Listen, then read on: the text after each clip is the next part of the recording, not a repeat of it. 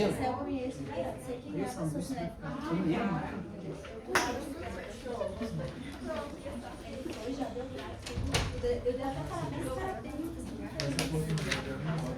vamos a continuar este tema. Lamentablemente no me he dado el tiempo de pasar al DARA el jueves porque les dije, no, el jueves estaba de viaje, el viernes también.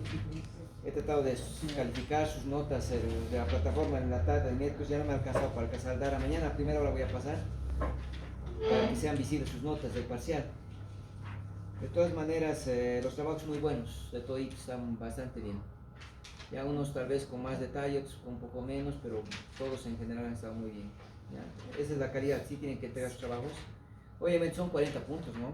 Asistencia, ustedes saben que es abierto, ustedes saben que tienen que entregar el trabajo, son 40 puntos, ¿no? Y van por el 60 que es el examen. A muchos no les ha ido tal vez como uno quisiera, había varios errores, ¿ya? Pero eso hay que ir a poco apretando porque el temario es muy amplio, ¿no? Muy extenso. De todas maneras ya voy a ordenar un poco mejor la plataforma, les voy a pasar ya el temario del segundo parcial para que vayamos ya preparando ya. El día viernes vamos a hacer la asincrónico, por el tema del turno ya estoy incorporado, entonces me están apretando con los horarios, asincrónico ya directamente el viernes. Día martes vamos a hacer asincrónico también. Asincrónico. Miércoles y lunes vamos a pasar ya, miércoles y lunes. Cosa de que, obviamente, si es asincrónico, tienen dudas, por ejemplo, en la grabación o algún aspecto específico, escriban en el chat para que todos se beneficien. Doctor, esto no quedó claro, ¿no? Escríbanlo, ¿ya? Para que no tengamos problemas de que, es que si es asincrónico no se va a aprender. El asincrónico tiene la ventaja de que lo pueden ver una y otra vez también, ¿no? Claro que es más moroso. Sí. ¿Mañana es asincrónico? Mañana es asincrónico. Miércoles nos vemos, ¿ya? Sí. Ya, no te repito, pero si hay dudas, cualquier cosa, escriban ya. Estaba muy retrasado, les voy a poner al día las plataformas, todo el material, les voy a mandar el trabajo también ya para que lo hagan con calma, para que no nos atrevamos. El examen todavía es en octubre, Sí. el avance es septiembre, o sea, tenemos realmente el segundo parcial, como siempre, es el examen más extenso en temario, siempre, ¿no? Porque tiene más clases. Lamentablemente tenemos hasta el 16 de octubre, que es un mes y medio todavía, ¿no? Entonces me da mucho tiempo para avanzar. A ver, preeclampsia, ¿se acuerdan, no? Lo más importante es diagnosticar la preeclampsia. Paciente que está hipertensa, empiezo con el diagnóstico, ¿no? Trastorno hipertensivo del embarazo. ¿Qué es el siguiente paso? Buscar preeclampsia. Piensen que toda hipertensa embarazada, ¿no? Siempre lo peor, que no sea preeclampsia, ¿no? ¿Qué le voy a pedir? Proteinuria. Si la proteinuria está por debajo de 300, ¿no? O la paciente no tiene preeclampsia porque no hay datos clínicos, ¿no? Fotopsias, epigastralgia, acúfenos, ¿no? Recién me voy a poner a pensar que es una hipertensión transitoria. Recién voy a ponerme a pensar que puede ser una hipertensión crónica, ¿no? Siempre piensen en lo más grave, ¿ya? Preeclampsia. Busquen. Una vez que han detectado que es preeclampsia, el siguiente paso que es clasificarla. Esto es lo más importante. Y aunque parece difícil, ¿no? ¿Y ahora qué hago con la preeclampsia? ¿Cómo sé que es una preeclampsia grave? ¿Ya? Preeclampsia grave o preeclampsia severa, como así la llamamos, ¿no? O simplemente preeclampsia. Porque antes se hablaba de leve y severa. Antes se hablaba de moderada y severa. Actualmente no hay leve, no hay moderada. Porque si yo escucho leve, me da la falsa impresión de que esa paciente no se va a complicar. Preeclampsia leve no se va a complicar. Y eso es mentira. Solo el hecho de que sea preeclampsia, ya saben que es una patología complicada para la mamá o el bebé. Entonces, mejor llamarla preeclampsia y preeclampsia grave, o preeclampsia severa, o preeclampsia con criterios de gravedad. ¿Ya? ¿Por qué? Porque sepan que la preeclampsia se va a convertir en preeclampsia grave en la evolución. Siempre piensen que la preeclampsia va a convertirse en preeclampsia grave y termina complicándose el bienestar de la mamá y el niño. Entonces, en este momento que tengo el diagnóstico de preeclampsia, busquen uno de estos que están en la lista. Estos son los criterios de severidad, que la FLASOG en algún momento, ¿no? 2014, nos decía, busquen uno solo basta. Por ejemplo, si su paciente tiene crisis hipertensiva, esto ya hemos visto, ¿no? 160, 110 hemos dicho. Basta que la paciente tenga 160, 110 milímetros de mercurio de presión, ya tiene un criterio de severidad, un criterio de gravedad. Ya es preeclampsia grave. Pero no tiene edema, no importa. No tiene proteinuria, no importa. Su paciente ya está con una crisis, ¿no?, hipertensiva. Ya es preeclampsia grave. Bueno, no hay crisis hipertensiva, pero mi paciente tiene cefalea, tiene fotopsias, tiene acúfenos, tiene escotomas. ¿Se acuerdan del escotoma, no? Manchas negras hemos dicho. Cualquiera, epigastralgia, cualquiera, ya es severa. Y es el error grande. Antes, ¿qué hacíamos? La paciente tenía cefalea, la paciente tenía tinnitus, la paciente estaba con 140/90. Decía, no es crisis hipertensiva, no tiene edema, no es preeclampsia severa. Y la paciente convulsionaba. Entonces ahí va el problema mayor, ¿no es cierto? Que es importante, no se olviden eso, buscar uno. No esperen que todo esto esté alterado. Cuando todo esto esté alterado, su paciente está más cerca, ¿no?, de fallecer que otra cosa. Y ese sería el error grande que antes cometíamos. Paciente con cefalea, epigastralgia, presión 140/90, tenía toda la clínica, pero sus laboratorios normales. No es severa. Esperaremos. Es el peor error. Ya basta que uno de estos esté presente para que sea preeclampsia severa. Puede no haber clínica. Buscar en los laboratorios. ¿Cómo está la función renal? ¿Cómo está la función hepática? ¿Cómo está el coagulograma, no? Si tiene plaquetopenia, severa. Si tiene pruebas de función hepática elevadas, bilirrubinas, transaminasas, severa, ¿no? Si la creatinina está elevada, severa. ¿Por qué la voy a considerar severa? Porque ya está provocando daño en órganos blancos, en órganos diana, ¿no? Eso me vamos a indicar. Esto me ayuda mucho, mucho. La oliguria. La preeclampsia daña todo el endotelio. Y no se olviden que el glomérulo tiene, ¿no es cierto?, tiene endotelio. Por tanto, va a provocar un daño en el riñón, va a provocar una glomeruloendoteliosis, así se llama. Daña el riñón. Entonces, ¿qué va a pasar con ese riñón? Empieza a perder proteínas. Empieza, ¿no es cierto?, a tener proteinuria, ¿no? Empieza a producir menos orina, va a haber oliguria, ¿ya? Y aquí vamos a corregir. Aquí llamamos oliguria. Orina menos de 500, ¿no? 500 ml en 24 horas. Entonces, vamos a hablar de oliguria cuando hay orina menos de 500 ml en 24 horas o menos de 30 cc por hora, ¿no? Habíamos indicado, ¿se acuerdan? La diuresis. ¿Cuánto es la diuresis horaria mínima? 30 cc hora. Y si quiero sacar por kilo peso, ¿cuánto era? 0.5 cc kilo peso hora, ¿no es cierto? Entonces, cualquiera de sus datos esté alterado, ya tengo que pensar que estoy frente a una oliguria, ¿no? Oliguria. No se olviden eso. Estos son los criterios maternos. Ahora, ¿qué hago con el niño? Imagínense, miren, la proteinuria está en azul. ¿Por qué? Porque la proteinuria ya no es criterio de gravedad. Hasta puedo diagnosticar preeclampsia sin proteinuria, hemos dicho, ¿no? Si tiene síntomas, si tiene signos de daño de órgano blanco. Entonces la proteinuria ya no es criterio de severidad, ya no es criterio de gravedad. En el bebé, si el bebé se muere, puede ser porque tiene DPPNI. ¿Y se acuerdan la primera causa del DPPNI que dijimos? Preeclampsia, ¿no? Preeclampsia. Piensen que la primera es preeclampsia. Luego busquen trauma, ¿no? Si se ha golpeado, si se ha caído, ¿no? Muy importante causa del DPP. O si se ha roto las membranas. Pero piensen primero en preeclampsia, ¿no? ¿Se acuerdan cuando hemos hablado del DPP? Dijimos, esta paciente viene con 110/70 milímetros de mercurio. Está con el útero hipertónico, está el bebé muerto. ¿Voy a pensar que es preeclampsia o no? Está con 110/70 milímetros de mercurio. Tiene un embarazo de 30 semanas. Está el útero hipertónico, leñoso. El bebé está muerto o está ubicado. ¿Voy a pensar en preeclampsia o no como causa? Sí. Pero es que, ¿y por qué con esa presión de 110/70 vas a pensar en preeclampsia? Porque la paciente está cursando hemorragia. Muy bien. Está curando una hemorragia. ¿Y la hemorragia qué va a provocar en la presión arterial? Hipotensión, ¿no? ¿Y el 110/70 es normal en una hemorragia? No. Esa paciente debió estar con 160, 110. Por la hemorragia ha bajado a 110, 60 o 70, perdón. Y te está enmascarando, ¿no? Tú la ves con 110/70 y dices, no es hipertensa. Pero es que está con una hemorragia. No puede haber paciente con hemorragia que sea monotensa. La hemorragia te lleva a la hipotensión. Entonces piensen que puede ser preeclampsia, ¿no? Es bien importante, ¿ya? El óbito fetal tiene que pensar usted como causa de criterio de gravedad, ¿ya? Que el niño no crezca, ¿no? Esto es muy importante, restricción de crecimiento intrauterino, ¿ya? El RSIU se dice, ¿no? restricción de crecimiento intrauterino. Antes hablábamos de retardo. Todavía algunos médicos todavía hablan, ¿no? Retardo de crecimiento, dice. Es que la palabra retardo ya es obsoleto, ya es antiguo. Restricción de crecimiento intrauterino. En este caso, porque la placenta no es suficiente para nutrir a ese niño, ¿ya? Hay que tener muy presente, la preeclampsia te lleva niños pequeños, no crecen, no se desarrollan, ¿ya?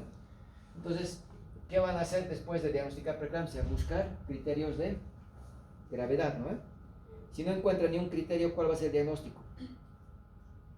Ya tienes el diagnóstico de preeclampsia.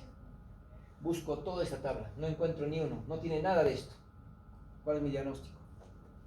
Preeclampsia. ¿No? Preeclampsia. O preeclampsia sin criterios de gravedad. ¿Ya? Es por descarte. Pienso en lo peor, no será preeclampsia grave, ¿cómo es la supresión? No es crisis. No tendrá síntomas, no tiene cefalea, no tiene tinnitus, no tiene acúfenos, no tiene epigastralgia, no tiene nada. ¿No tendrá laboratorios alterados? No tiene pruebas de función hepática, renal, coagulograma, nada está alterado. No tiene complicaciones, no tiene edema agudo de pulmón, no está con DPPNI, no tiene oliguria, no tiene nada, no tiene óbito, no tiene restricción. Mi diagnóstico es preeclampsia. ¿Listo? Esa es la manera que actualmente actuamos. Ahora, el Schwartz en la 7ª edición nos da una clasificación bastante interesante y nos dice: hay preeclampsia precoz y hay preeclampsia tardía, ¿ya? Tardía. Pero nos da un parámetro que lo vamos a cambiar. Preeclampsia tardía a partir ya de las 34 semanas. Esos son los casos raros que van a ver. Que todo el embarazo ha estado bien, ¿no es cierto? Y 34 semanas se empieza a aumentar su presión, empieza a tener proteinuria, empieza a tener, ¿no?, compromiso de preeclampsia. Pero como se está presentando muy tarde, no tiene el mismo pronóstico que aquel embarazo que se ha presentado antes. Porque si es menor de las 34 semanas, la vamos a llamar preeclampsia temprana o precoz, ¿ya? Precoz. ¿Cuál creen que sea la más grave? ¿La tardía o la precoz? Precoz.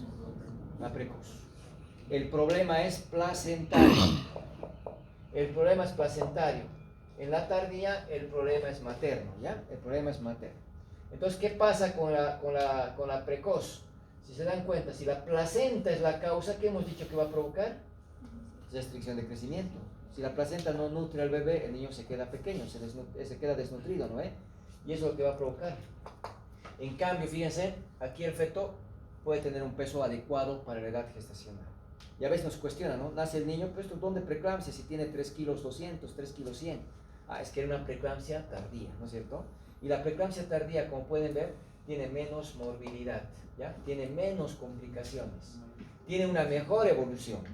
La preeclampsia precoz es la preeclampsia que está matando a las mamás, está matando a los bebés, es la preeclampsia que está dejando secuelas, es la preeclampsia que está provocando óbitos, es la preeclampsia que tiene, ¿no?, alterado todo. Por tanto, es importante considerar, ¿no es cierto?, que en la preeclampsia precoz voy a encontrar esas arterias, ¿se acuerdan?, uterinas alteradas, ¿no?, con resistencia aumentada. Esta es la que actualmente la buscamos, tratamos de encontrar, ¿ya? Entonces, ahí tienen una clasificación más. Estamos acostumbrados a clasificar la preeclampsia ¿de qué manera? Preeclampsia y preeclampsia severa. Otra manera de clasificar la preeclampsia, ¿cuál había sido? Preeclampsia precoz y preeclampsia tardía. Si yo les pregunto dos diferencias de la preeclampsia precoz y tardía, ¿cuál va a ser? La preeclampsia precoz tiene peor pronóstico, tiene mayor morbilidad, ¿no es cierto? Y provoca restricción de crecimiento intrauterino. Y con eso ya tengo suficiente para diferenciar. En cambio, la preeclampsia tardía tiene morbilidad baja, ¿no es cierto? Generalmente el feto tiene un peso adecuado, ¿no? Y hay menos complicaciones, ¿no?, para la mamá. Y obviamente se presenta después de 34 semanas, ¿ya? Eso es muy importante tomar en cuenta. Ahora, en cuanto al tratamiento, ¿qué es lo más importante considerar? Primero, no es lo mismo hablar de una preeclampsia que de una preeclampsia con criterios de gravedad. No es lo mismo. Entonces, aquí en los objetivos que hemos hecho de manera general, porque dice, ¿no?, hay que interrumpir el embarazo, ¿no? Hay que interrumpir el embarazo, para que así no se complique la mamá y el bebé. ¿Ya? Lo importante es que el niño nazca bien, ¿no? Que nazca vivo, que nazca sano. ¿Ya? Y luego hay que restaurar la salud de la mamá, que no se quede con secuelas, ¿no? Que ese riñón no quede arruinado de por vida. Hay niñas de 16 años con preeclampsia grave que han terminado requiriendo trasplante, porque no pensaron que el riñón estaba dañándose, no le atendieron, ¿no es cierto?, rápido, postergaron el nacimiento y al final terminó con daño irreversible del riñón, con diálisis, esperando trasplante para poder vivir. Y una de 16 años. Hay pacientes que se quedan como hipertensas crónicas, como secuela, ¿no? Entonces no podemos dejar que se quede, ¿no?, con secuelas, que se quede con complicaciones. Esos son nuestros 3 objetivos generales. Pero ¿qué es lo que me interesa? Clasificar, porque la clasificación me permite dirigir la conducta. Si tengo preeclampsia, primero, si tengo preeclampsia, no tiene criterios de gravedad, ¿qué tengo que hacer con esta paciente? Derivar a alto riesgo obstétrico que le maneje el obstetra. La preeclampsia no puede ser manejada en primer nivel. Me llegó una preeclampsia, no tiene criterios de gravedad, qué bueno por la paciente, la refiero. ¿Por qué? Porque tiene que manejarlo alto riesgo obstétrico, no tiene que manejar un segundo nivel, donde le voy a hacer controles ya cada semana a esa paciente. Le quiero monitorizar cada semana a esa paciente. Entonces ya no espero, ¿no?, que haga cada mes, cada 2 semanas, cada semana la tengo que ver. ¿Y qué le voy a hacer cada semana? Pruebas de función hepática, pruebas de función renal, coagulograma, hasta que el embarazo llegue a finalizar, ¿no?, que nazca. El momento que se elevan las transaminasas, ya tengo un criterio de gravedad. Deja de ser preeclampsia y se convierte en preeclampsia grave. Y mi manejo cambia. Por eso es que cada semana le tengo que controlar a esta paciente, ¿ya? Cada 2 semanas le voy a hacer, ¿no es cierto?, ecografía Doppler. ¿Para qué? Para ver, ¿no es cierto?, cómo está el bebé. Para ver que el niño vaya evolucionando, ¿no?, adecuadamente, no pierda su bienestar. Cada semana le voy a hacer ecografía al bebé. ¿Para qué? Para ver que el niño se está creciendo. Si el bebé deja de crecer, no se sale de la curva, ¿no?, de crecimiento, voy a pensar en qué cosa, restricción de crecimiento intrauterino. Y ahí tengo que clasificar a la paciente como preeclampsia grave, ¿no? Preeclampsia grave. Entonces, sintetizando, ¿cuál es el manejo de la paciente con preeclampsia? Manejo ambulatorio. Manejo por consulta externa de alto riesgo obstétrico, cada semana. Que le vea al obstetra. ¿Ya? Aquí yo le puedo orientar a la paciente, ¿no?, que si le duele la cabeza, que si escucha un zumbido en el oído, que si le duele la boca del estómago, venga hace rato. Porque ahí deja de ser preeclampsia y se convierte en preeclampsia grave, ¿no es cierto? Y cambia mi conducta. Le voy a hacer control cada semana para ver si el niño va creciendo. El momento que deje de crecer y en las curvas yo vea que esté por debajo del percentil 10, digo ya hay restricción de crecimiento, ¿no? Deja de ser preeclampsia y ahora es preeclampsia grave. A las 2 semanas le hago Doppler para ver que si está el niño con bienestar, para ver las arterias uterinas, bueno. La dieta, no necesito quitarle sal. ¿Se acuerdan? Dijimos, ¿no? La sal le voy a quitar ¿a quién? A la hipertensa crónica. A ella le sirve quitarle la sal. A la preeclampsia no le ayuda absolutamente en nada. Por eso dice normosódica, ¿ya? No le ayuda en nada darle más proteínas. No por dar más proteínas no va a seguir perdiendo. La gente va a seguir eliminando proteínas hasta que nazca el niño. Debe pensar de que no le ayuda en nada darle una dieta hiperproteica, por ejemplo. Ya, entonces no le voy a cambiar la dieta. En lo absoluto no le ayuda en nada. Pero bueno, eso es lo más básico. Diagnostico preeclampsia, descarto que no sea severa y la derivo, que le vea al obstetra. El problema es esta paciente. La paciente que llega con preeclampsia grave. Usted está de médico de guardia, usted está en provincia, le llega la paciente de 30 semanas, está con presión de 160-110. Tiene cefalea. Ya tiene 2 criterios, hipertensión y criterios de daño de órgano blanco, ¿no? ¿Cuál es mi diagnóstico? Trastorno hipertensivo del embarazo, preeclampsia. Pero no tienes proteinuria, no importa, ya tengo síntomas de daño de órgano blanco. Ya es preeclampsia. El siguiente paso es clasificarla. ¿Cómo la voy a clasificar? ¿Preeclampsia o preeclampsia grave? Grave. Grave, ¿por qué grave? Porque tiene una crisis hipertensiva. Porque ya tiene crisis hipertensiva. Entonces, la crisis hipertensiva no solo me ha ayudado a detectar que es preeclampsia, ahora me está clasificando que es preeclampsia severa. Grave, severa, ¿no es cierto? Muy bien. Ahora que ya estás en el diagnóstico, oye, primer nivel, yo no atiendo preeclampsias graves, esto es para tercer nivel. Pero tampoco le puedo decir, señora, váyase, hágase un taxi, a ver si llega viva, ¿no? La tengo que referir. Y el mayor problema que van a ver en los hospitales es que las mandan caminando. Es que las mandan caminando. Y se van con su boletita, ¿no? Llegan al hospital con su hojita de referencia caminando. Y muchos pacientes pues llegan bien, pero otras, claro, se pueden complicar en el camino, ¿no? Hay que referirla. Y referirla involucra que ahora tengo 3 pilares para su manejo, ¿ya? De la preeclampsia grave. 1, el más importante, interrumpir el embarazo. Tiene que nacer el niño. No se espera en la preeclampsia grave, no debo esperar, porque se me va a morir el bebé, se me va a morir la mamá. Entonces la conducta es finalizar el embarazo. Pero antes de finalizar, hay que evitar que convulsione y hay que controlar la crisis hipertensiva si es que la tiene. Y debo finalizar el embarazo. Finalizar el embarazo, dice, por la vía obstétrica más favorable. Imagínense que me llegue una segundigesta, segundo embarazo, ¿ya? Con un parto anterior. Y que llegue con 9 de dilatación, por ejemplo. ¿Cuál va a ser más rápido, el parto o la cesárea? Parto. Que nazca, ¿no? Por parto. Es más, le voy a conducir. La preeclampsia responde mejor a la oxitocina, va a ser más rápido. Ahora, me llega una paciente con 1 de dilatación. Para que llegue a parto puede tardar 12 horas o más. En 12 horas se puede complicar, se puede morir la paciente. No me voy a arriesgar. ¿Qué tengo que hacer? Cesárea. Cesárea. La preeclampsia altera la coagulación, hemos dicho, ¿no? Sí. Imagínense que le tenga que hacer cesárea. 1. El libro me dice, si es cesárea, utilice anestesia general, para empezar. No le ponga raquidia. ¿Por qué? Porque si usted le funciona, ¿no?, hacia el sistema nervioso, y si hay problemas de coagulación, va a sangrar. ¿Y a dónde va a sangrar? Al sistema nervioso. Entonces me dice el libro, aunque muchos anestesiólogos están haciendo ya las regionales, me dice, la anestesia de preferencia, ¿cuál va a ser? General. General. ¿Cuál es el problema de poner anestesia general a una embarazada? Que si le vas a poner anestesia general, vas a deprimir al niño. Entonces tienes 1 minuto a 3 minutos para que nazca el niño. Y es el mayor problema. Tienes que operar rápido. Otro, que si vas a poner anestesia general, le tienes que intubar al paciente. Y nunca se van a olvidar, la embarazada tiene vía aérea difícil. Es el mayor problema. ¿Por qué? Porque está edematizada. Toda su vía respiratoria está con edema. Es más, si hay una paciente que hiciera paro, por ejemplo, no tiene que usted intubar a una embarazada, nunca. Tiene que intubarle el personal con más experiencia de manejar la vía aérea. Porque si la falla al primer intento, el segundo la va a volver a hacer. Ya le va a ser más difícil al siguiente que intente. Por tanto, al primer intento tiene que intubar. Si estoy en un hospital, estoy yo en obstetricia, estoy con el anestesiólogo a mi lado, ¿quién tiene que intubar? El anestesiólogo.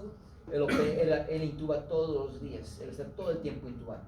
Entonces tiene más destreza en esa habilidad en relación a mí como obstetra, ¿no? Entonces ahí yo le doy la opción, él tiene que intubar. Más experimentado. ¿Ya? Y ahí va el tema, es vía aérea difícil, ¿ya? 1. Otro que deprime al feto, ¿no? Nos ha tocado operar algunas veces, 3 veces hemos operado con anestesia general, porque una tenía trauma raquimedular, otra tenía deformación a nivel de la columna. ¿Por qué les menciono esto? Porque si se le va a operar con anestesia general, la paciente está en posición de cúbito dorsal o supino, despierta, le hacen asepsia, antisepsia, ¿no?, de la pared, le ponemos los campos, así despierta, ¿no? Ya está con los campos, campo fenestrado, todo listo para operar. Agarramos el bisturí en mano, y ahí le tiene que intubar, ahí le tiene que hacer la intubación y aplicar la anestesia general. Porque una vez que ya esté con anestesia general, ahí tengo que hacer incisión mediana, porque tiene que salir rápido, y el niño tiene que salir en 1 minuto a 3 minutos. Y se opera en 1 a 3 minutos. Pero es riesgo, ¿no? Cada corte que hago va a sangrar, porque tiene alterada la coagulación, la preeclampsia grave. Por eso es que al hacer cesárea le aumentamos morbilidad. ¿Cuál es la vía más recomendada para que finalice el embarazo? El parto. Pero lo que decide cuál vía voy a utilizar, ¿qué es? La condición obstétrica. En mi época, llegaba con 10 de dilatación, convulsionando la paciente. Lo que hacíamos era así, agarrarla, y decir, nace el niño y se deja de convulsionar, y la metíamos al quirófano. Y le entrábamos a operar así. ¿Ya? El problema es que solo complicamos. Hoy en día, si está con 9, si está con 10, que vaya al parto. Si está con 2, con 3, con 4, con 1, ¿no? Cesárea, ¿no? Mejor. Aunque sabemos que la cesárea es riesgo, ¿ya? Y bueno, entonces, ¿qué vamos a realizar con una preeclampsia severa? Ustedes, si están en primer nivel, internación de tránsito. En la emergencia la voy a internar hasta estabilizar. Y estabilizar es actuar rápido. Primero, hay que canalizar una vía periférica. Ya, comprando a 18, ¿no? Para las adultas siempre utilizamos para adultos, ¿no? 18. Y le voy a canalizar solución fisiológica. En la preeclampsia se ha visto que mejor es utilizar solución fisiológica, ¿ya? Ni dextrosa, ni Ringer, como años antes utilizamos, solo fisiológica. Ya, otro. Le vamos a canalizar, pero esta es la recomendación, es un pilar. El manejo de líquidos tiene que ser muy cuidadoso. Una preeclampsia severa o grave no debe recibir más de 100 ml por hora de solución cristalónica. La embarazada tiene edema, ya hay edema por los cambios del embarazo. La embarazada con preeclampsia no le falta líquido, el líquido está mal distribuido. El líquido no está en el vaso, el líquido está en el intersticio. Entonces hay poco líquido circulando, ¿ya? En la circulación sanguínea. El líquido está en el tercer espacio, está en el intersticio, ¿no? Ahí está el líquido. Entonces, si tú manejas volúmenes muy altos, el líquido va a entrar y se va a salir al intersticio. Más líquido del que ya tiene acumulado te va a llevar a una complicación gravísima, edema agudo de pulmón. Las dos causas de muerte de preeclampsia en nuestro país se dan no porque convulsionan, se dan por edema agudo de pulmón, primera causa de muerte, porque no manejamos bien los líquidos. Porque estamos acostumbrados a decir 1000 cc para vía, 1000 cc a chorro. No puedes manejar tanto, tienes que calcular máximo 100 cc por hora, ¿ya? Uno. Es más, el Williams nos dice de 65 hasta 125 cc hora, ¿no? Para que sea facilito de recordar cuántos cc por hora podemos administrar, 100 ml por hora, ¿ya? Esa es la recomendación de nuestra guía de emergencia. Es que hay guías y hay normas que varían. Tenemos una guía de emergencia obstétrica donde habla de preeclampsia, hemorragia y de sepsis. Les voy a mandar el archivo para que lo vayan leyendo para el internado. Ahí me describe muy bien, ¿ya? Si bien sencillo, 100 cc por hora y nada más. No debo pasarme de este volumen, ¿ya? Primero. Otro, me van a colocar una sonda vesical, sonda Foley. ¿Por qué? Porque tengo que monitorizar diuresis. ¿Qué provocaba la preeclampsia grave en el riñón? Glomérulo endoteliosis. ¿Y qué provocaba en la orina? Oliguria, ¿no? Oliguria. Entonces, si yo quiero monitorizar bien la diuresis, hay que controlar, ¿no? Cuánto está orinando y para eso sonda Foley. No les puede faltar sonda vesical, ¿ya? No les puede faltar sonda vesical. Muy bien. Eso es lo más importante, es lo más importante. ¿Qué más? ¿Qué hemos dicho como pilares? Evitar que convulsione. Controlar la crisis hipertensiva y finalizar el embarazo. Esa tiene que ser mi guía. Entonces, con esto todavía no he resuelto ninguno, ¿no? Solo le he puesto una vesical y le he puesto una vía periférica y ya tengo que tener cuidado con volumen, pues más nada. Ahora me vengo al pilar más importante, ¿no? Evitar que convulsione. ¿Cómo voy a evitar que convulsione? Administrando sulfato de magnesio.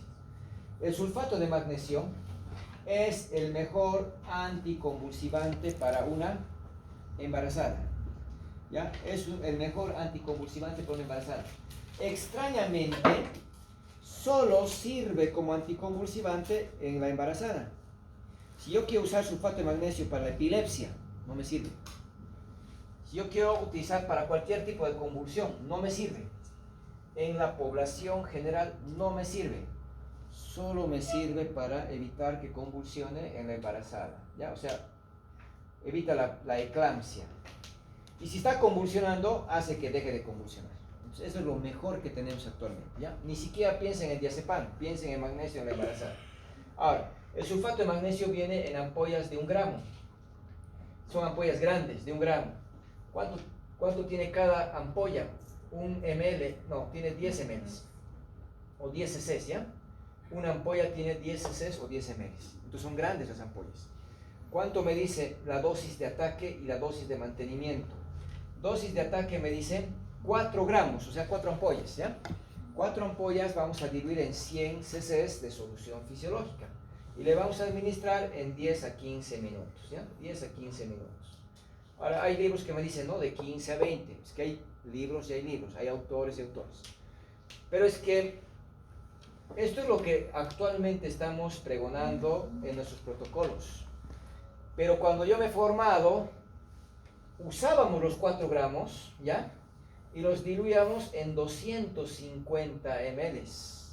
Y usábamos dextrosa, ni siquiera fisiológico. Dextrosa, ¿ya? Y eso le pasábamos en 15 minutos.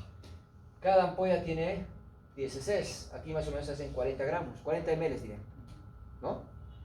40 cc. Más 250, le estoy administrando cerca de 300 cc en 10 minutos. Y hace rato, ¿cuánto he dicho que debía administrarle? Máximo 100 ml. Entonces, de ahí surge que lo que hacíamos durante años estaba totalmente equivocado. Por eso es que este esquema ha cambiado, ¿ya? Pero, ¿por qué les estoy mostrando ese esquema? Porque todavía van a ver en algunos hospitales que siguen usando este protocolo. Porque así me han enseñado, y como yo lo he aprendido así, y siempre me ha ido bien, nunca se me ha complicado, sigo haciendo lo mismo. Es la medicina basada en experiencia, ¿no?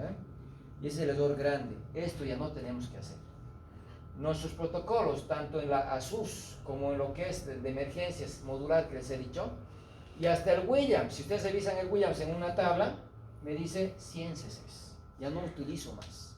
Y eso es lo que tienen que aprender. 4 gramos en 100 ml le vamos a pasar en 10 o en 15 minutos, ¿ya? Con esto han hecho mucho. La paciente no va a convulsionar, pero no es suficiente. Porque esto, ¿en cuánto tiempo se va a acabar? En 10 minutos. Tiempo en que estoy haciendo mis referencias, ¿no? Mis notas. Pero ahora paso al mantenimiento, ¿ya? Vamos a utilizar el esquema de Suspan. Hay 3 esquemas: el Suspan, el Sibay y el Prichard. ¿Por qué vamos a usar el Suspan? Porque está en mis protocolos, porque es el que conocemos, ¿ya? Está en los protocolos. El Suspan me dice 4 gramos dosis de ataque, y mantenimiento me dice 1 gramo por hora. 1 gramo por hora. ¿Y cómo voy a preparar el frasco? 10 gramos de sulfato de magnesio los voy a diluir en 900 cc de solución fisiológica. Es que he leído, doctor, que les dan en Zinger. Nuevamente repito, el Zinger y el fisiológico han quedado atrás. Fisiológico de preferencia. Pero si no tengo fisiológico, igual uso Zinger, no hay problema. ¿Ya? 10 gramos en 900 cc. ¿Por qué 900 cc y no en 1000 cc? Porque cada 6 días así. Muy bien, porque el frasco con 1000 no tiene dónde meter más. Entonces, si voy a usar 10 gramos, esto equivale a 100 cc, ¿no es cierto? Necesito vaciar 100 cc para que tenga espacio donde colocar, ¿no? El magnesio. Correcto, eso ya. 10 gramos en 900 cc de fisiológico y ya pasamos a 1 gramo por hora. Al colocar los 10 gramos, otra vez vuelvo a los 1000, ¿no? Otra vez retomo los 1000. El frasco otra vez tiene 1000. De los 1000, 100 es magnesio y 900 es fisiológico, ¿no? Ahora, la dosis de mantenimiento me dice 1 gramo por hora. ¿Cuántos cc estarían entrando a esa dosis? 100. ¿Están de acuerdo o no? Claro. 100 cc más 900 otra vez tienen 1000 cc, ¿no? Y los 1000 cc, ¿cuánto tiene? 10 gramos, ¿no? Y si le quiero administrar 1 gramo por hora, ¿no es cierto? Nomás tengo que multiplicar 1000 y dividir, ¿no? Entre 10, ¿me da? 100. Entonces le voy a administrar 100 cc hora. Sigo cumpliendo lo que les había hecho al principio. ¿Cuánto de volumen tiene que recibir por hora? 100 cc como un tope, ¿ya? Y ahí cumplimos, ¿no? Ese es el Suspan. Ahora, en el Hospital Germán Urquidi hicieron un estudio y dijeron, ¿no? A ver, ¿cuánto sube el magnesio con este esquema? Y sube muy poco. No se intoxican. Pero también se ha visto que la dosis plena debería no ser 4, debería ser 6 gramos. Ahí está el Sibay, lo que decía, ¿no? Otro esquema, Sibay. Y el Sibay me dice, utiliza 6 gramos, no 4. Entonces vamos a diluir 6 gramos en 100 cc y le voy a pasar igual 10 a 15 minutos. La impregnación cambió. Aquí está con más magnesio. Muchos le tienen miedo al Sibay porque dicen es muy alto, es mucha dosis. Pero se ha demostrado de que no se intoxica con magnesio, ¿ya? Entonces puede ser otra alternativa. El mantenimiento me dice de 2 a 3 gramos. Utilizamos 2 gramos por hora. ¿Cómo tendría que preparar sin aumentar volumen, por ejemplo? Necesito 2 gramos por hora, ya no 1 gramo por hora. Entonces, en lugar de colocar 10 gramos, voy a utilizar 20 gramos, pues. 20 ampollas. ¿En cuántos cc lo voy a diluir? 800 cc. Porque aquí me hace 200 ml, ¿no? 20 gramos lo diluyo en 800, otra vez tengo los 1000. Pero estos 1000, ¿cuánto de magnesio tiene? 20 gramos. El doble, ¿no? Y si le quiero administrar 2 gramos por hora, ¿cuántos cc tendría que administrarle? 100. No ha cambiado nada, ¿no es cierto? No ha cambiado nada. 100 cc hora. Pero esta vez estos 100 cc le están administrando 2 gramos, ¿no? Cuando le administro. Entonces se dan cuenta, ese es el CIBAI. Cual fuera, Suspan o CIBAI, siempre vamos a ir a esto, mantener los 100 cc por hora. ¿Necesita más magnesio? Necesita más magnesio. ¿Hay que diluir más magnesio en menos volumen? Sí, hay que hacerlo. Hay que hacerlo, ¿no? Bueno, eso es muy importante. El magnesio actúa rápido, pero hay un problema. El magnesio puede provocar intoxicación, se puede acumular en la sangre y provocar efectos adversos, ¿ya? Ahora, si me preguntan, ¿pero por qué el sulfato de magnesio es anticonvulsivante? Si el sulfato de magnesio es bloqueador de canal de calcio. Sí, su efecto periférico es bloqueador de canal de calcio, pero tiene un efecto central. El efecto central bloquea al glutamato. Bloquea un neurotransmisor de tal manera que la paciente ahora no va a convulsionar, porque te eleva el umbral ya de la convulsión. Lo que hace es disminuye la liberación de glutamato, como también bloquea sus receptores. Esta es la razón por la cual una paciente no convulsiona. ¿Ya? Entonces, no convulsiona porque bloquea ¿a quién? Al glutamato. Y listo. Tiene un efecto, además del efecto central, sí, es bloqueador de canal de calcio. ¿Ya? Entonces, es lo más importante. Los niveles que vamos a utilizar son el esquema de Suspan o el esquema de CIBAI. ¿Ya? Aquí están los esquemas que hemos dicho. Dosis de ataque, Suspan 4 gramos o 6 gramos CIBAI, ¿no es cierto? ¿Diluidos en cuánto? 100 ml, como hemos mencionado. Esto es un recorte de Williams. ¿Ya? Esto es un recorte de Williams. Donde ya me está mostrando que debo utilizar nomás volúmenes reducidos, ya no los 250 ml. ¿Ya? Eso es lo más importante. Si la paciente está convulsionando, les llega la emergencia convulsionando, ¿qué vamos a administrar? Sulfato de magnesio. 4 gramos en 100 cc en 10 minutos, ¿no? Y listo, con eso va a dejar de convulsionar. Y luego le voy a pasar al mantenimiento. ¿Cuánto tiempo tiene que recibir sulfato de magnesio la paciente? Hasta 24 horas del nacimiento. Nace el niño y tiene que seguir entrando magnesio un día más. ¿Por qué? Porque la paciente todavía puede convulsionar hasta 48 horas después del nacimiento.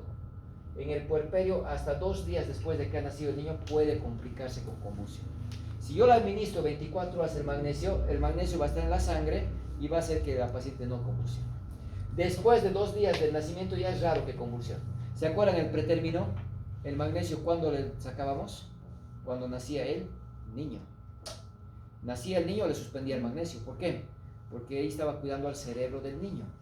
Si ya nació el niño, ya no necesito más, le quito el magnesio.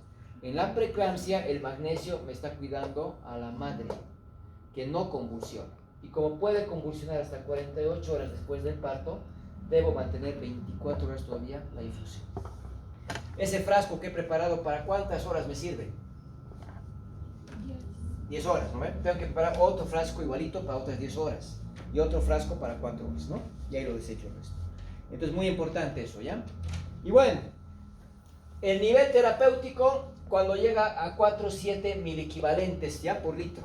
Este es el nivel donde actúa el magnesio. Si yo le hago magnesemia, le saco sangre y está entre 4, 6 o 7 miliequivalentes, ahí está actuando el magnesio óptimo.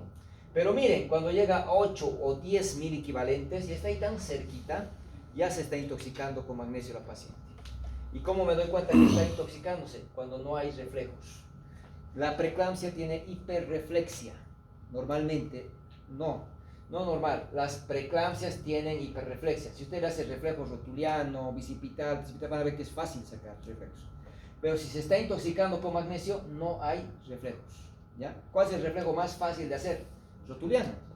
¿No es cierto? El reflejo rotuliano o patelar. Eso es lo que evaluamos. Si no hay reflejo patelar o rotuliano, se está intoxicando con magnesio. Si no me doy cuenta, llega a 10 a 12 miliequivalentes, ¿no? Bradipnea. Su frecuencia respiratoria menos de 12, ya está mucho más elevado el magnesio. Si no me doy cuenta, llega a 30 a 35 miliequivalentes, paro cardíaco.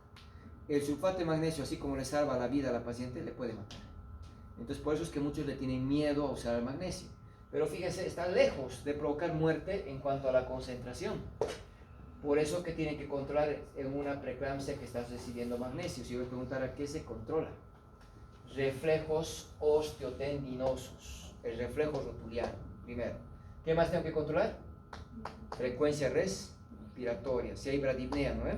¿Qué más tengo que controlar? Frecuencia cardíaca. Si hay bradicardia. Entonces, tengo que monitorizar porque el momento que no haya reflejo rotuliano, se está intoxicando. ¿Qué tengo que hacer? Cesar el goteo del sulfato de magnesio, que ya no le entre, si se está intoxicando. Le voy a colocar desde el cúbito lateral izquierdo para que no comprima la vena cava y le voy a poner oxígeno, 5 litros por minuto cuando es por punta nasal o por máscara 10 litros por minuto. Hay que oxigenar ese feto, pero tengo que administrar el antídoto. ¿Cuál es el antídoto del magnesio? Gluconato de calcio. Claro, si es bloqueador de canal de calcio, le daré calcio, ¿no es cierto? Y eso es una ampolla de calcio, ¿ya? Viene de 1 gramo cada ampolla, le administraré una ampolla, ¿ya? 1 gramo EB lentamente, ¿ya? En 3 minutos por vía endovenosa. Ese es el antídoto. ¿Cuántas ampollas de sulfato de magnesio necesito entonces para tratar la preeclampsia severa? 14, ¿no? 4 para la impregnación y 10 para el mantenimiento, ¿no? Y con eso la voy a mandar al tercer nivel. Y como se me puede intoxicar en el camino en las referencias, me voy a pedir una ampollita de gluconato de calcio, porque si en el camino se me intoxica, le voy a administrar esa dosis. Siempre hay que tener a la mano el gluconato de calcio, ¿ya? Eso es bien importante. Diazepam es una benzodiazepina que utilizamos mucho, ¿no? Para convulsión. No se debe utilizar de preferencia en la embarazada. ¿Por qué? Porque deprime la función ventilatoria de la mamá, porque deprime al feto. Entonces, si a mí me preguntan, ¿puedo utilizar diazepam para evitar que convulsione una preeclampsia severa? No, de preferencia no. Salvo no tenga sulfato de magnesio. Me llega convulsionando la paciente en la emergencia, no tengo magnesio, uso diazepam. ¿Le puedo complicar a la mamá? Sí, le puedo complicar, pero no tengo de otro, no tengo otro. Por tanto, diazepam solo si no hay sulfato de magnesio. ¿Cuánto vamos a utilizar? 10 miligramos, ¿no? 10 miligramos se ve lentamente que hay que administrar, ¿ya? A nosotros nos decían, Doctor, ¿quieres matar a la paciente? Dale diazepam. De preferencia, no den diazepam a la preeclampsia. No. Pero si no tienen otra alternativa, sabiendo que se puede complicar, tenemos que administrar. Dime. em caso de paciente que desarrolla epilepsia, por exemplo, o que vai utilizar? Otra cosa es la epilepsia, no es el tema, ¿no? Pero En la vai a epilepsia, vas a convulsionar. ¿qué? Pero pode convulsionar. E se caso fuera uma epilepsia? Nuevamente les repito, otra cosa es la epilepsia, tiene otra fisiología, ¿no es cierto? Ahí tienes que utilizar la carbamazepina, la hidantina, la fenitoína, ¿no? Puedes utilizar. Sobre todo la carbamazepina es la que... Todos los anticonvulsivantes son teratogénicos, todos. El que tiene menos daño al bebé, ¿cuál es? Carbamazepina. La que utilizamos en la epilepsia y embarazo es carbamazepina. Tiene otra fisiopatología, entonces, ¿no? Tiene otra aplicación, ¿ya? De preferencia, entonces, diazepam, no. ¿Ya? No. Crisis hipertensiva. A ver, aquí tienen 3 medicamentos para utilizar. En Bolivia tenemos nifedipino y vienen comprimidos, ¿ya? De 10 y de 20 miligramos. No tenemos la betalol. En Brasil tienen la betalol. Tienen la betalol. Tienen en comprimidos y tienen en inyectables. Los inyectables llegan solo a hospitales, ¿no? Yo fui a comprar a Brasil tratando de traer la betalol aquí a mi hospital cuando tuve que viajar por cuestiones de salud de mi mamá. Y ahí me enteré que sí hay la betalol allá, las tienen en la farmacia, compré comprimidos incluso, pero no hay las ampollas, ¿no? Llega directo al hospital. Pero tienen un buen medicamento. En Bolivia no. En la Univaya hay la betalol. En Tiquipaya hubo la betalol. Alguna vez consiguieron la betalol en México. Es que cuando consigues es de contrabando. No está dentro de los medicamentos que puedes meter a Bolivia, por eso es que no hay la betalol. Y si hay la betalol es de contrabando. Entonces, ¿qué tenemos? Hidralazina. La hidralazina es un vasodilatador arteriolar directo, ya que es muy buena opción. El problema es que hay poca hidralazina, ¿ya? Igual llega a pocos hospitales. Germán Urquidi tiene algunas veces, otros periodos no tiene. Alguna vez llegó a Tiquipaya, alguna vez llegó a mi hospital. Muy rara vez se consigue. ¿Cuál es el que tenemos siempre? Nifedipino. ¿Cuál es bueno para controlar la crisis hipertensiva? Los tres son buenos. ¿Cuál es mejor? Hay estudios que dicen que la betalol. Hay estudios que dicen hidralazina. Los tres son buenos. Con eso nos quedamos. Los tres son buenos. ¿Cuál vas a utilizar? El que tengas. ¿Cuál vas a utilizar? El que sabes utilizar. Porque si nunca has utilizado hidralazina, la betalol, ¿cómo lo vas a utilizar aunque la tengas? ¿No ven? Entonces hay que aprender a usar nifedipino. Y si viene nifedipino de 10 a 20 miligramos, vamos a utilizar 10 miligramos vía oral, no sublingual. ¿Ya? Vía oral, 10 miligramos. Si la presión no me baja en 15 minutos, ¿ya? Le puedo dar otra segunda dosis. Y otra. Y otra. Máximo, ¿cuántas dosis? 5. ¿Se acuerdan de amenaza de parto pretérmino? Tiene otro esquema. ¿Con cuánto empezábamos el pretérmino? Con 20. No con 10. ¿Cada cuánto cambiábamos la dosis? Aumentábamos. Cada 20 minutos, ¿no ven? ¿Cuánto era la dosis máxima? 80, 4 dosis. Estamos viendo que la preeclampsia máximo 5 dosis. Y no es de 20, es de 10. Cuidado que se confunda. Cuidado que se confunda. Es distinto el esquema. Porque no le tengo que bajar de golpe la presión. El nifedipino baja de golpe la presión. ¿Ya? Tienen que aprender el esquema. ¿Cuál más tienen que aprender? Hidralazina. Porque si la tienen alguna vez, vienen ampollas de 20 miligramos. Y le voy a dar 5 miligramos EB. Es parecido a la nifedipino. A los 15 minutos voy a aumentar otra vez otra dosis, 5, y 5, y 5, ¿cuántas veces? Máximo 5. ¿Se han dado cuenta? Es lo mismo, es lo mismo. Solo que aquí doy 10 miligramos vía oral y aquí doy 5 miligramos EB. ¿Cada cuánto le voy a repetir? Cada 15 minutos. ¿Cuántas son las dosis máximas? ¿Cuántas veces? 5 veces. Si no me responde con 5 dosis, paso a la hidralazina. No tengo hidralazina, no tengo la betalol, interrumpo el embarazo. Porque esta presión me va a provocar ruptura de un vaso en el cerebro. ACV hemorrágico. La segunda causa de muerte por preeclampsia. Entonces, las preeclampsias, ¿por qué mueren? Edema agudo de pulmón. ¿Otra causa? ACV hemorrágico. ¿Ya? Son las dos causas más importantes que tienen que recordar de muerte. ¿Se dan cuenta? No estoy hablando de la convulsión. Estoy hablando de ACV hemorrágico y de edema agudo de pulmón, ¿no es cierto? Eso es lo más importante que tienen que recordar. Bueno, entonces, tuviera la betalol, viene de 100 miligramos, ya cada ampolla. 20 miligramos se ve ahora. A los 15-20 minutos, el doble, ¿ya? 40. Otra ampolla de 40, ¿no? A los 20 minutos, el doble, 80. Y luego al 80 y al 80 se mantiene, ¿ya? Entonces, no es un esquema difícil. ¿Cuántas dosis tiene? Máximo 5 igual. ¿Se han dado cuenta? Los tres son 5 dosis máximo. Este es 10, 10, 10. Este es 5, 5, 5. Este cada cuánto? Empiezo con 20 al doble, ¿no? 40 al doble, ¿no? 80 y me quedo con 80 y 80. Cumplo los 5 dosis. No son difíciles esquemas de aprender. ¿Se han dado cuenta? El sulfato de magnesio no me baja la presión. El sulfato de magnesio no es hipotensor. Un error grande que cometemos es, le hemos puesto sulfato de magnesio, ya está resuelto todo. No. El sulfato de magnesio, ¿qué evita? Que convulsión. Para bajar la presión arterial, ¿cuál voy a utilizar? Nifedipino, la betalol, hidralazina, ¿no? Hidralazina, ¿ya? Alfa-metildopa, doctor, ¿por qué no menciona? El alfa-metildopa no se utiliza actualmente para el manejo de la presión arterial en la crisis hipertensiva. ¿Por qué no voy a utilizar alfa-metildopa? Porque tarda 5 horas en bajar la presión, porque no me resuelve, ¿no?, esa crisis hipertensiva rápido, ¿ya? Entonces el alfa-metildopa ha quedado muy en desuso, muy en desuso. Pero puedo utilizar la preeclampsia, ¿no?, sin criterios de gravedad, ¿o no? Claro, lo que estoy hablando es para la preeclampsia severa.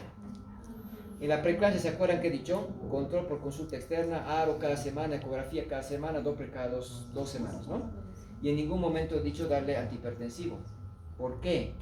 Porque si yo le doy alfa-metildopa, le va a enmascarar la presión. La presión puede estar subiendo, ¿ya? Y no le estoy dejando llegar donde realmente es.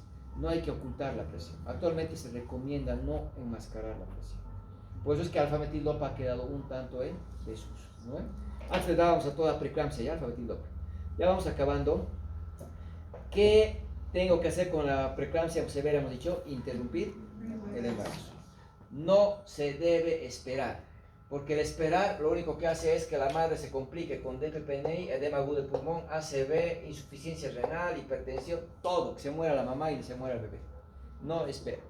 La única razón que podría esperar en una preeclampsia y hacer manejo conservador es si estoy en tercer nivel, es si estoy frente a un pretérmino que tiene 24 a 34 semanas. ¿Y por qué?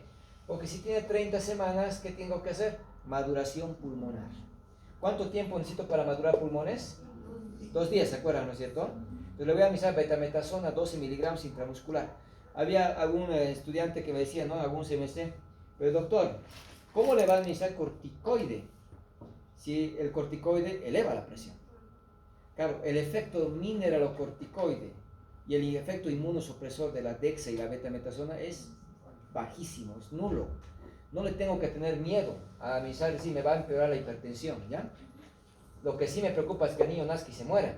Le va a beneficiar el corticoide madurando pulmones. Es decir, el corticoide 2 días y le interrumpo dentro de las siguientes 24 horas, ¿ya? Hoy día le pongo la betametasona, mañana que aguante, ¿no? Y le voy a estar operando ya el día miércoles.